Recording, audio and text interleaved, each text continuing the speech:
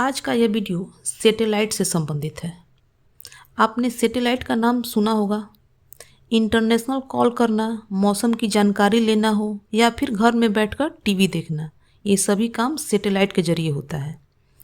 वैज्ञानिकों द्वारा बनाए गए सैटेलाइट पृथ्वी की कक्षा में स्थापित होकर वहां से सिग्नल भेजते हैं, जिन्हें स्कैन कर वैज्ञानिक इमेजिंग, नेविगेशन और कम्युनिकेशन में इस्तेमाल करते हैं, जिससे टीवी देखना, फ़ोन पर बातचीत करना, मोबाइल में जीपीएस नेविगेशन, मौसम का हाल जानना आदि संभव हुआ है।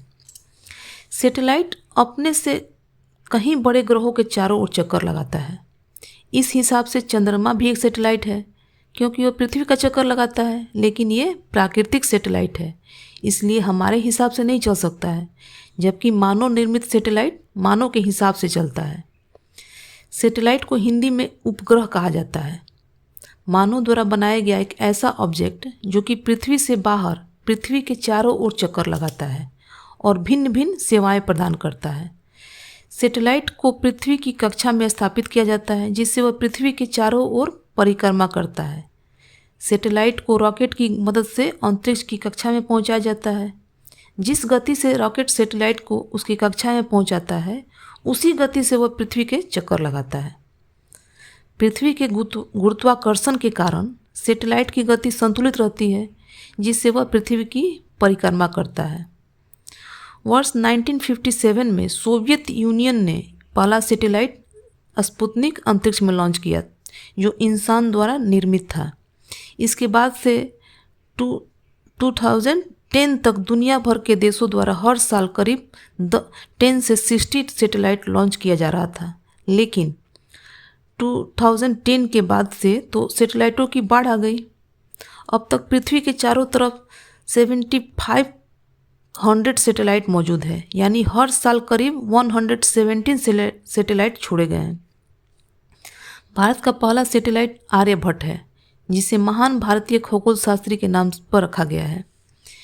Union of concern scientist satellite के अनुसार अंतरिक्ष में भारत के 58 सैटेलाइट हैं। सैटेलाइट को अंतरिक्ष में होने वाले बेहद खतरनाक रेडिएशन से बचाने के लिए सोने की एक परत चढ़ाई जाती है। स्पेस का अपना कोई तापमान नहीं होता है, यह न तो ठंडी होती है और न ही गर्मी। वहाँ मौजूद ग्रहों, एस्टेरॉइड और सैटेलाइट से मिलकर एक अलग टेम्परेचर मेंटेन होता है। सैटेलाइट को विशेष तौर से संचार उपग्रह, वायुमंडल के आयन मंडल, जिसे आइनोस्फीयर या थर्मोस्फीयर भी कहा जाता है, में स्थापित किया जाता है। वायुमंडल के इस परत की ऊंचाई पृथ्वी से 60 किलोमीटर से 640 किलोमीटर के बीच होती है। अब हम जानेंगे सैटेलाइट काम कैसे करता है। सैटेलाइट के दोनों तरफ सोलर पैनल होते हैं, जिससे इनको ऊर्जा यानी बिजली मिलती रहती है। इसके बीच में ट्रांसमीटर और रिसीवर होते हैं, जो सिग्नल को रिसीव या भेजने का काम करते हैं। इसके अलावा कुछ कंट्रोल मोटर भी होते हैं, जिसकी मदद से सैटेलाइट को रिमोटली कंट्रोल किया जाता है। इसकी स्थिति को चेंज करना हो या एंगल चेंज करना हो, इसी रिमोट से किया जाता है। अब जानेंगे सैटेलाइट कितने प्रकार के होते हैं।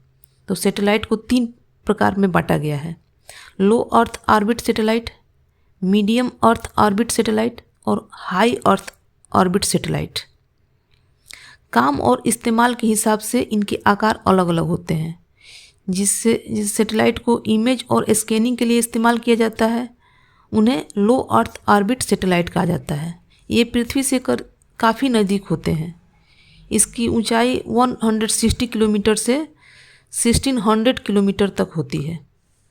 मीडियम अर्थ ऑर्बिट सैटेलाइट का उपयोग नेविगेशन के लिए किया जाता है।